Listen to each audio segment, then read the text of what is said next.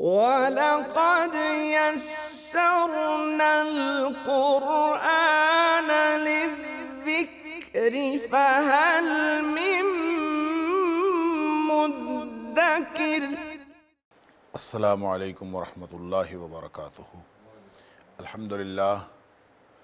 الحمدللہ وکفا وسلام علی عبادہ الذین اصطفیٰ۔ اشہد ان لا الہ الا اللہ وحدہ لا شریک لہ واشہد ان محمدا عبدہ ورسولہ صلی اللہ علیہ وآلہ وسلم۔ اللہم صلی علی محمد وعلی آل محمد کما صلیت علی ابراہیم وعلی آل ابراہیم انک حمید مجید۔ اللہم بارک علی محمد وعلی آل محمد کما بارکت علی ابراہیم وعلی آل ابراہیم انک حمید مجید۔ اما بعد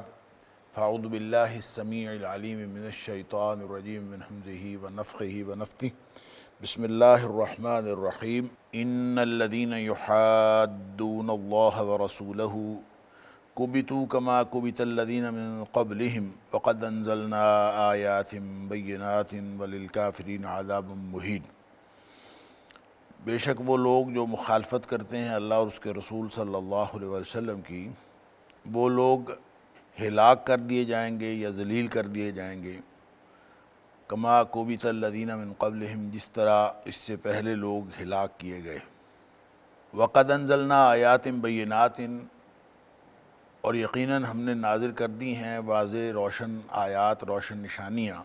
وَلِلْكَافِرِينَ عَذَابٌ مُّهِينٌ، اور کافروں کے لیے رسوا کن عذاب ہے۔ آیت نمبر 5 سورۃ المجادلہ، یہاں سے آج کے سبق کا آغاز اللہ کی توفیق سے ہو رہا ہے، اور اس سے ماقبل کی جو آیات تھیں 4 آیات، اس میں خاص طور پر ایک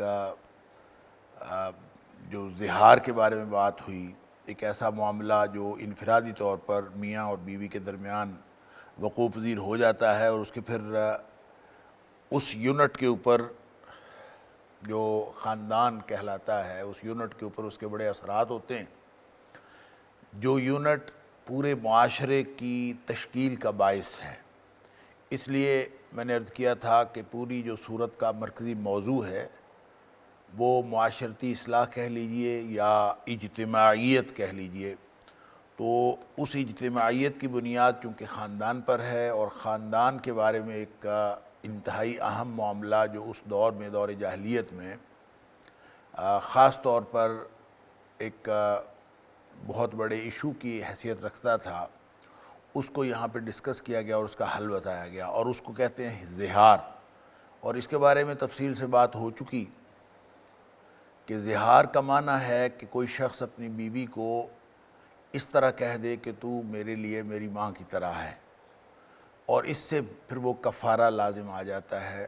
ایک ہوتا ہے ایلا۔ ایلا کہتے ہیں کوئی شخص قسم اٹھا لے کہ میں اپنی اہلیہ کے ساتھ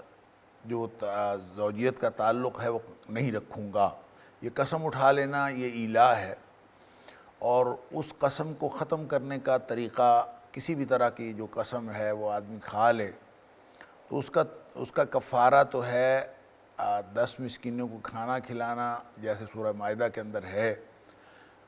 اور یا 10 مسکینوں کو کپڑے پہنانا، اور یا پھر ایک غلام آزاد کرنا، یہ اس کا کفارہ ہے، قسم کا کفارہ۔ اور اگر کسی کے پاس یہ تینوں کفارے ادا کرنے کی صورت نہ ہو تو پھر ایک چوتھی صورت قرآن نے یہ رکھی ہے کہ پھر وہ 3 دن کے روزے رکھ لے۔ لیکن یہ جو خاص معاملہ ہے میاں بیوی کو آپس میں ایک ایسا یعنی محرم رشتہ جس کے ساتھ نکاح حرام ہے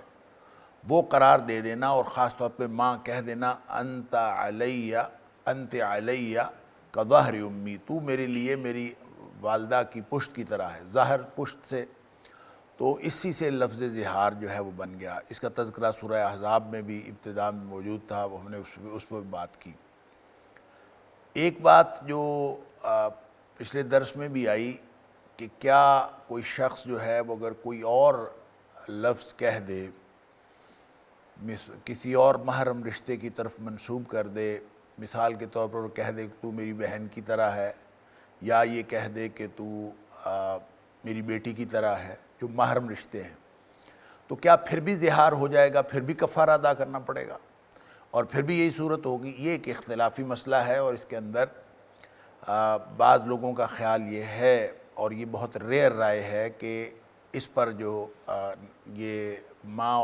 ماں کے علاوہ کوئی اور محرم رشتہ کہنے سے زہار نہیں ہوتا،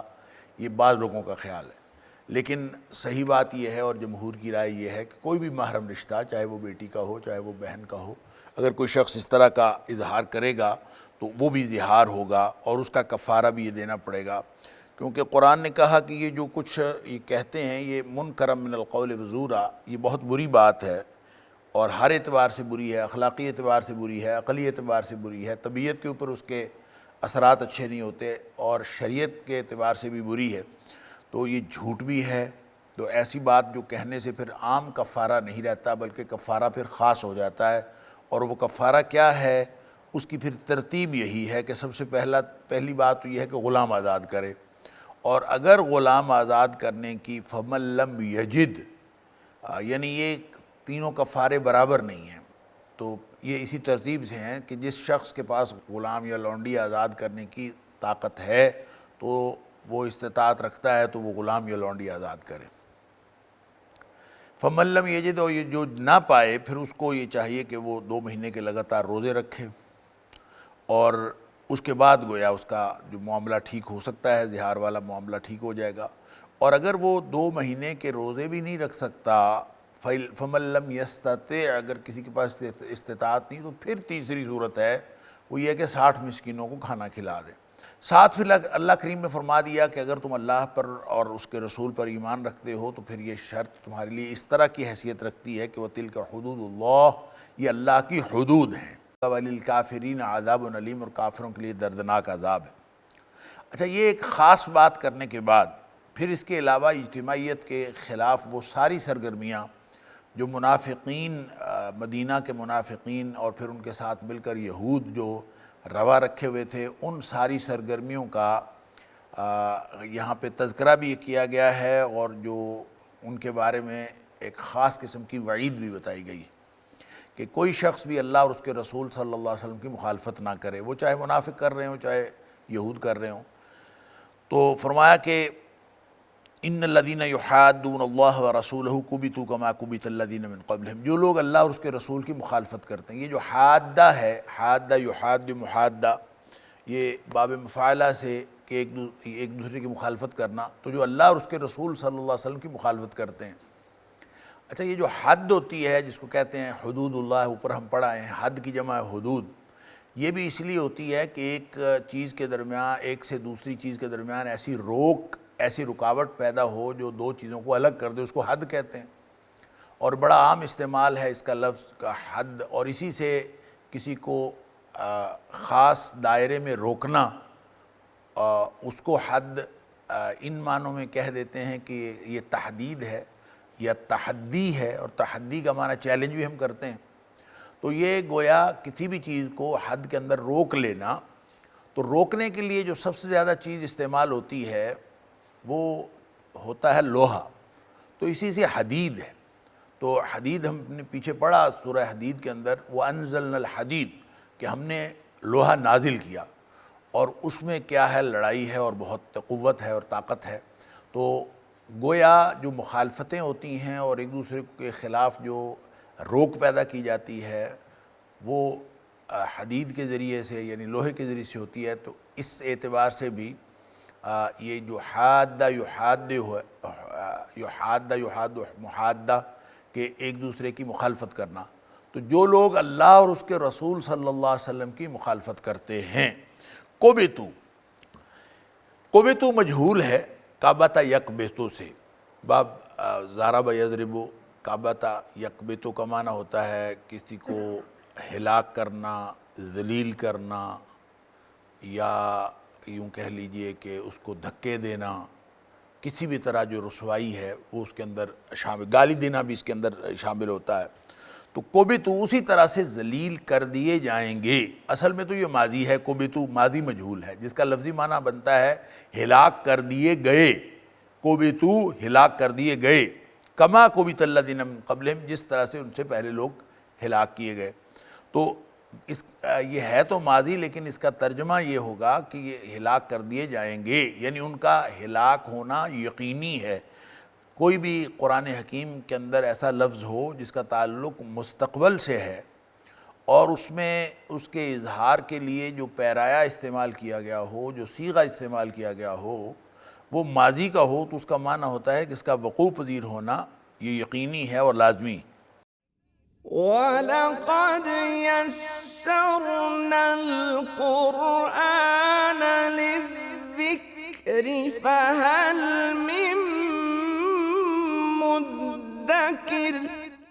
وَلَقَدْ يَسَّرْنَا الْقُرْآنَ لِلذِّكْرِ فَهَلْ مِن مُّدَّكِرٍ۔ تو گویا جو شخص اللہ اور اس کے رسول صلی اللہ علیہ وسلم کی مخالفت کرتا ہے، اس کی تباہی و بربادی اور اس کی ذلت و رسوائی یقینی ہے۔ اللہ اکبر۔ کما کبت الذین من قبلہم، جس طرح اس سے پہلے لوگوں کو بھی تباہ و برباد کیا گیا، ہلاک کیا گیا یا ذلیل کیا گیا۔ اچھا، یہ ذلت و رسوائی جو ہے ایک تو دنیاوی اعتبار سے ہے۔ ماضی کی کتنی اقوام ہیں جن کا ذکر اللہ کریم نے قرآن میں کیا کہ وہ دنیاوی طور پر ان کے اوپر عذاب آیا اور پھر وہ ہلاک کیے گئے، ذلیل ہوئے، اور پھر وہ اہل ایمان کے ہاتھوں بھی ذلیل ہوئے، ان کے اوپر عذاب بھی آیا، اور پھر ایسی جنگیں بھی ہوئیں، جنگوں کے ذریعے سے اللہ تعالیٰ نے ان کے اوپر عذاب مسلط کیا۔ مسلمان جو ہیں انہی کے ذریعے سے ان کی ذلت و رسوائی کا سامان کیا۔ تو گویا اس کے اندر اہل ایمان کے لیے خوشخبری بھی ہے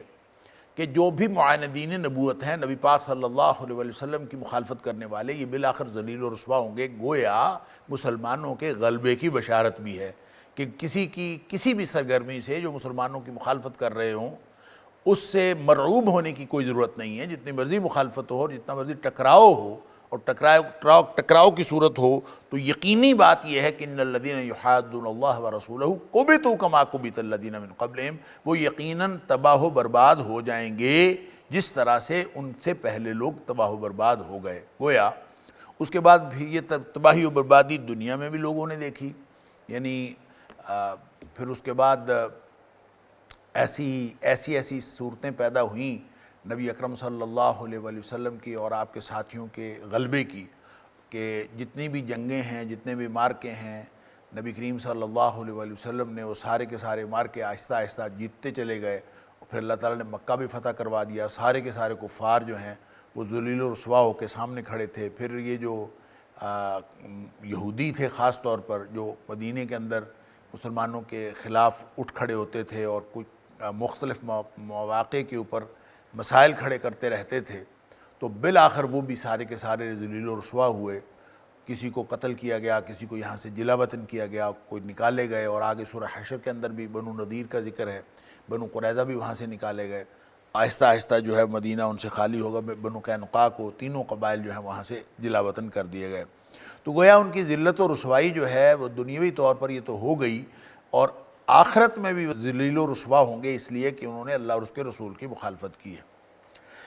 وَقَدْ أَنزَلْنَا آیَاتٍ بَيِّنَاتٍ، اور یقیناً ہم نازل کر چکے ہیں کھلی نشانیاں، واضح نشانیاں ہم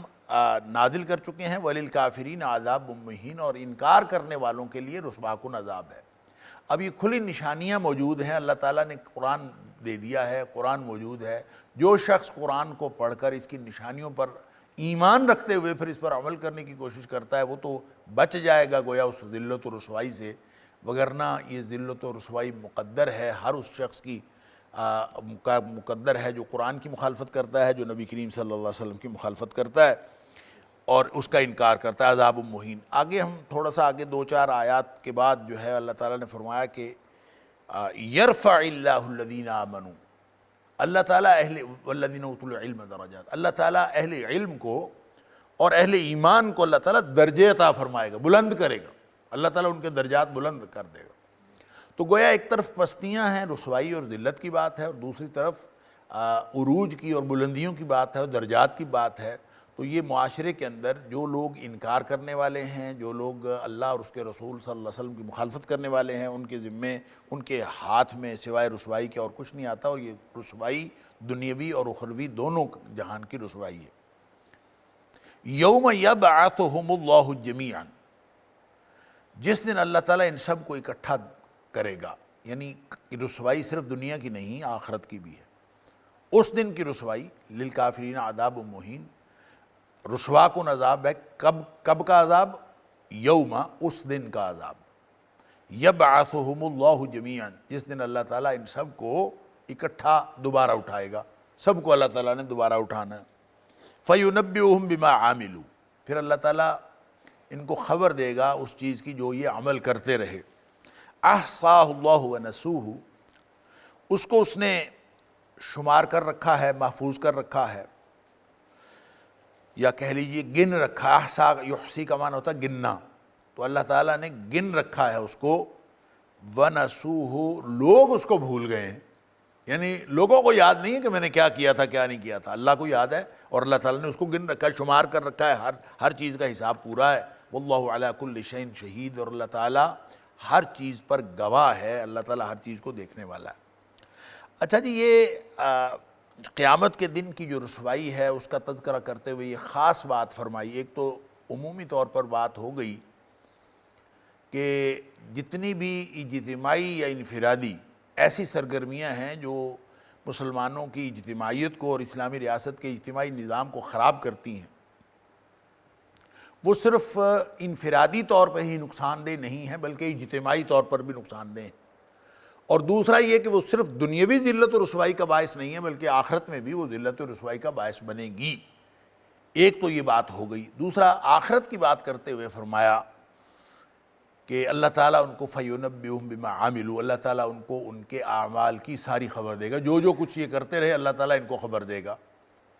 اب اتنی لمبی زندگی ہے اور اس زندگی کے اندر کیا کچھ انسان نے کیا، ایک لمبی بات ہے۔ ایک دن کے ہی سارے ایونٹس اکٹھے کرنے ہوں اور لکھ کے رکھنا ہو تو بڑا مشکل ہے ریکارڈ رکھنا۔ اللہ اکبر، ایسے لگتا ہے کہ ایک دن کا ریکارڈ بھی یہ اگر ہمیں خود کرنا پڑے اور ہم کسی حساب سے لکھنے کی کوشش کریں یا اس کو یاد رکھنے کی کوشش کریں تو ہمیں یاد نہیں رہتا۔ لیکن اللہ کا جو نظام ہے، اللہ تعالیٰ نے ایک تو کرامن کاتبین بٹھائے ہوئے ہیں، اور اب کوئی انسان حرکت کرتا ہے، زبان سے کوئی لفظ نکالتا ہے، وہ فوراً لکھ لیتے ہیں، ریکارڈ پورا ہو جاتا ہے۔ اور یہ قیامت والے دن اللہ تعالیٰ نے یہی کتاب جو لکھی ہوئی کتاب ہے، اقرا کتابک، اللہ تعالیٰ فرمائے گا یہ اپنی کتاب خود ہی پڑھ لو۔ کفا بنفسک الیوم علیک حسیبا، آج تیرے لیے تیرا اپنا آپ ہی تیرا حساب لینے کے لیے کافی ہے۔ اس کا مطلب یہ ہے کہ انسان کو کوئی باہر سے گواہ کی ضرورت نہیں ہوگی، خود ہی انسان اس کا گواہ ہوگا۔ تو یہاں اللہ تعالیٰ فرماتا ہے احصاہ اللہ ونسوہ، انسان کو یاد نہیں رہتا میں نے کیا کہا، انسان کو یاد نہیں رہتا میں نے کیا کیا، اللہ کے ہاں وہ شمار ہے۔ یعنی یوں سمجھ لیجئے کہ مجھے لگتا ہے کہ وہ جو کتاب ہوگی نا قیامت والے دن جس پہ سارا کچھ لکھا ہوا ہوگا، وہ شاید ویڈیو کی طرح کی کوئی کتاب ہوگی۔ اللہ اکبر، کہ وہ ویڈیو دیکھ کر جیسے دنیا میں ہوں گی عام کوئی شخص کی ویڈیو پیش کی، یہاں تو جعلی ویڈیو بن جاتی، تو کوئی ویڈیو ہی پیش کر دے تو آدمی کو انکار کرنے کی گنجائش نہیں رہتی کہ اب ویڈیو ہی آ گئی ہے، اب میں کیا کروں۔ تو جو اللہ کی ویڈیو ہوگی وہ کتنی مکمل ہوگی۔ اللہ تعالیٰ فرماتا ہے احصاہ اللہ، ہم نے تو ریکارڈ کر رکھا تھا، ہم نے تو شمار کر رکھا، اللہ نے تو شمار کر رکھا ہے۔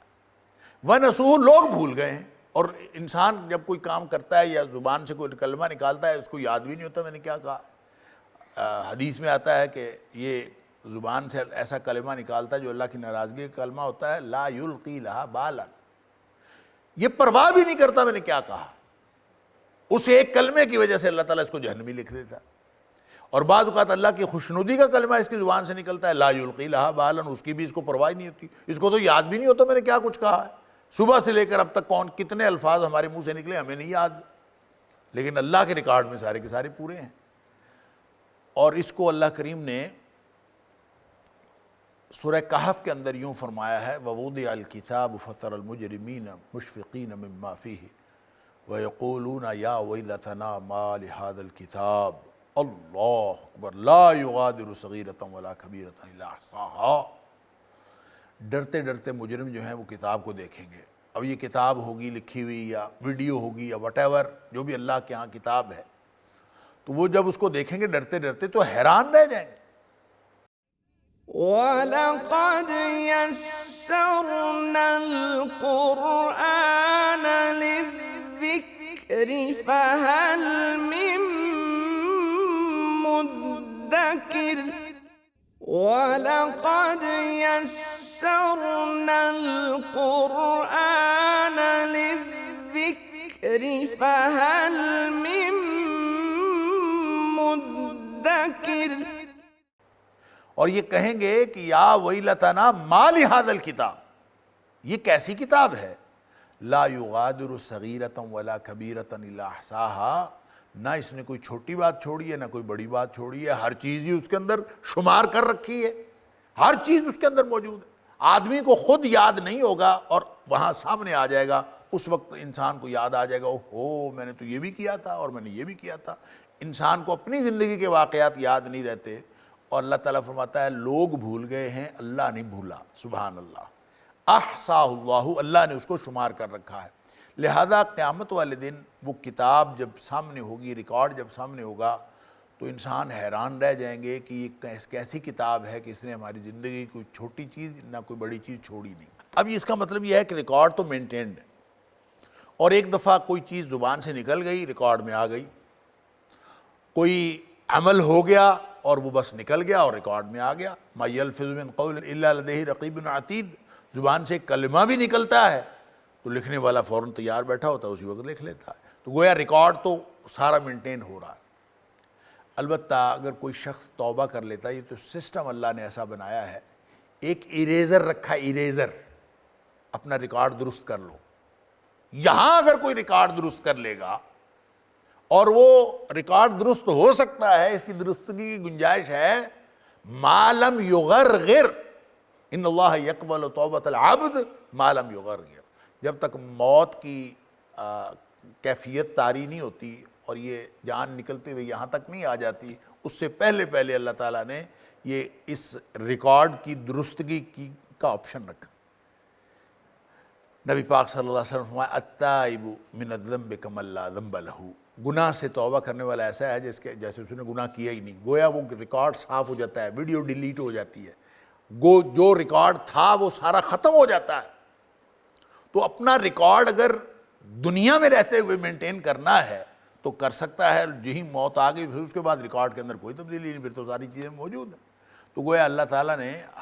اس وقت ہمیں ڈیلیٹ کا آپشن دیا ہوا ہے، تو وہ ڈیلیٹ ہم کر سکتے ہیں اپنے اعمال سے، نہ صرف ڈیلیٹ کر سکتے ہیں بلکہ اس کی حیت ہی تبدیل کر سکتے ہیں۔ وہ ساری کی ساری کی ہوئی خطائیں، سارے کے سارے کیے ہوئے گناہ وہ نیکیوں میں تبدیل بھی ہو سکتے ہیں۔ اولئک یبدل اللہ سیئاتہم حسنات، اللہ تعالیٰ ان کی ساری کی ساری خطاؤں کو اور گناہوں کے اثرات کو اللہ تعالیٰ نیکیوں میں تبدیل کر دیتا ہے۔ کیا مطلب کہ اگر انسان کی گناہ کے بعد کی زندگی جو ہے وہ اگر گناہ کے بالکل خلاف یعنی نیکی والی زندگی بن جائے، آمن وعمل عملا صالحا، اور ایمان اور عمل صالح کے ساتھ زندگی گزارنا شروع کر دے، تو پھر پچھلی صرف ریکارڈ اس طرح درست نہیں ہوتا کہ وہ ویڈیو ڈیلیٹ ہو جائے، بلکہ اس کے اندر جتنی خطائیں تھیں، جتنے گناہ تھے، اللہ تعالیٰ ان کو نیکیوں میں تبدیل کر دیتا ہے۔ لیکن یہ ڈیپینڈ کرتا ہے کہ انسان کا کردار اس کے بعد کا کیسا ہے۔ اگر روزانہ ہی انسان اسی ڈگر پہ چل رہا ہے کہ وہ چھوٹا گناہ ہو چاہے بڑا گناہ ہو، تو اس کا مطلب ہے اس کی معافی کی گنجائش ہی نہیں، انسان اپنا ریکارڈ درست نہیں کرنا چاہتا، انسان لگا ہوا ہے اسی کام پہ اور اس کو ختم نہیں کرنا چاہتا، اور جو ختم کرنا چاہتا ہے اس کا ختم ہو جاتا ہے۔ اللہ اکبر۔ لہذا اس ریکارڈ کی درستگی کے اللہ تعالیٰ نے یہاں ہمیں ایک سسٹم دیا ہے۔ نماز بھی اس بات کا سسٹم ہے، عمل تطہیر ہوتا رہتا ہے۔ 5 وقت جیسے کسی کے گھر کے سامنے نہر ہو اور اس کو نہر میں نہانے کا 5 وقت موقع ملے، تو جیسے جسم کا میل کچیل ختم ہو جاتا ہے، اسی طرح میل کچیل ختم کرنے کے لیے اللہ تعالیٰ نے 5 نمازیں رکھی ہیں، گناہوں کا میل کچیل ختم ہوتا رہتا ہے۔ علی ھذا القیاس اس کے بارے میں بہت ساری احادیث ہیں، اور اسی طرح مختلف جو فرمایا کہ ایک نماز سے دوسرے نماز کی چھوٹی چھوٹی خطائیں وہ معاف ہو جاتی ہیں، ایک جمعے سے دوسرے جمعے کے درمیان چھوٹی چھوٹی خطائیں معاف ہو جاتی ہیں، ایک رمضان سے دوسرے رمضان کے درمیان، ایک عمرے سے دوسرے عمرے، ایک حج سے دوسرے، یہ درمیان میں اللہ تعالیٰ نے جتنے چھوٹی چھوٹی چیزیں اللہ تعالیٰ ویسے ہی معاف کر۔ بڑے گناہ ہیں توبہ کر لیں اور توبہ کر کے واپس آ جائیں، ریکارڈ درست ہو جائے۔ لیکن سید الاستغفار جو ہے، نبی کریم صلی اللہ علیہ وسلم نے اس کے بارے میں فضیلت یہ بیان فرمائی، اللہ اکبر، کہ کوئی شخص دن کے کسی حصے میں پڑھ لے اور اس دن اس کی وفات ہو جائے تو اللہ تعالیٰ اس کو جہنم سے بچا دے گا، اور اگر کسی نے رات کے کسی حصے میں پڑھ لیا اور اس رات میں اس کی وفات ہو گئی تو اللہ تعالیٰ اس کو جہنم سے بچا لے گا۔ تو ظاہر ہے موت تو یا رات کو آنی ہے یا دن کو آنی ہے، اس کے علاوہ تو تیسرا تو کوئی وقت ہی نہیں ہے، رات ہے یا دن ہے۔ تو اگر دن کے حصے میں آدمی اس کی پابندی کرے، دن کو بھی اور رات کو، اچھا وہ یہ ہے کیا؟ آپ اگر اس کے الفاظ پر غور کریں، اللہ اکبر، تو وہ اصل میں مجھے یوں لگتا ہے کہ جیسے باقی چیزوں کے لیے اللہ تعالیٰ نے اریزر دیا ہوا ہے، اسی طرح سید الاستغفار بھی اصل میں اریزر ہے کہ جو غلطی ہوتی ہے، جو گناہ ہوتا ہے، دیکھیں اس کے الفاظ پر غور کریں، اعوذ بک من شر ما صنعت،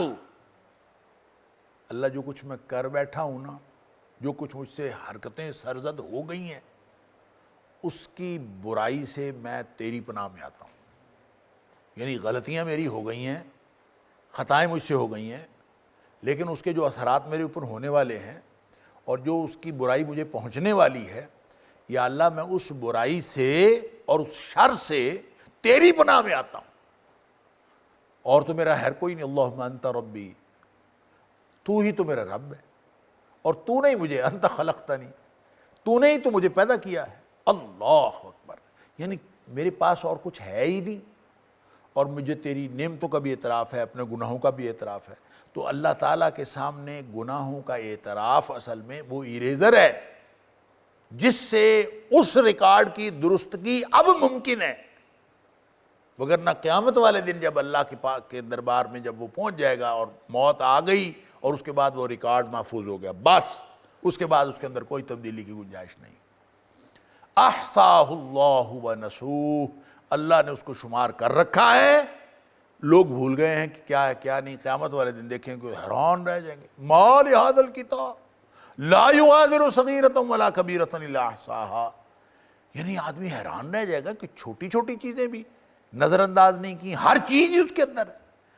تو یہ جو ہر چیز اس کے اندر ہے، لکھے ہوئے ہونے سے اتنی سمجھ نہیں آتی جتنی ویڈیو دیکھنے سے سمجھ آتی ہے۔ تو ہو سکتا ہے جو اللہ کی کتاب ہے، کوئی دنیا کائنات کا کوئی ایسا کمپلیٹ کانسیپٹ ہو ویڈیو کا، وہ اللہ کی کتاب ہے، اللہ کے پاس ہے، ہمیں تو اس کا علم نہیں ہے، وہ تو قیامت والے دن پتہ چلے گا۔ تو جب انسان اس کو دیکھے گا تو حیران رہ جائے گا کہ اللہ تعالیٰ نے کس طرح سے اس ریکارڈ کو محفوظ رکھا ہے۔ لہٰذا انسان کو یاد ہو چاہے نہ یاد ہو، اللہ کو تو خوب پتہ ہے، اور اللہ کے علم میں بھی ہے اور اللہ تعالیٰ کے ریکارڈ میں بھی محفوظ ہے۔ احصاہ اللہ، اللہ نے اس کو محفوظ کر رکھا ہے۔ لہذا جس شخص کو صرف آخرت کی فکر لگ گئی کہ میں اللہ کے سامنے جاؤں گا اور جا کے جواب کیا دوں گا، وہاں تو ریکارڈ سارا محفوظ ہو گیا۔ مجھ سے اگر اللہ نے پوچھ لیا یہ حرکت کیوں کی تھی تو میں کیا جواب دوں گا؟ بس یہ دل میں خوف پیدا ہو گیا،